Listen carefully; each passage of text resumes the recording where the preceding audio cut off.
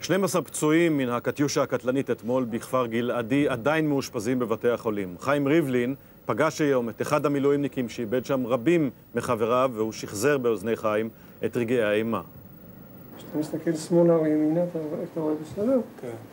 לא אין כפילות ראייה. לא, רק אני לא שומע. בסדר, אתה יודע, אנחנו מתעסקים בעיניים, לא באוזניים.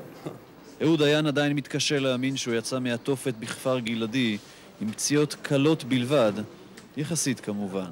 כל החבר'ה שראיתי היום בטלוויזיה, את ההרוגים, אני ישבתי לידם. בנס אני יצאתי מזה. דיין וחבריו ישבו כאן, קרוב ל-40 דקות.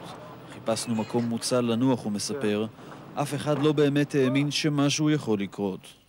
צחקנו גם, אמרנו, ישר הביאו אותנו לבית קברות, ישר כאילו, שחברת קדישה ייקחו אותנו ישר מי היה מאמין. ואז זה קרה, בתוך שניות הפך המקום הפסטורלי לשדה קטל. כל מי שהתקבץ כאן נפגע. חטפנו פגיעה ישירה. הבלגן, הייתה שריפה, אני ברחתי, בקושי הצלחתי, אבל ללכת. יצא בנס, ממש נולד לנו ילד מחדש. הוא היה במרכז, ממש עם כל החבר'ה.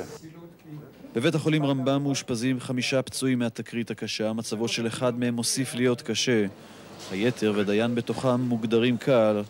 כן, למי שטעה, כך נראית פציעה קלה. עכשיו הפסקה, ואחריה איתי עגל כבר נמצא כאן לידי כדי להביא לנו תיעוד נדיר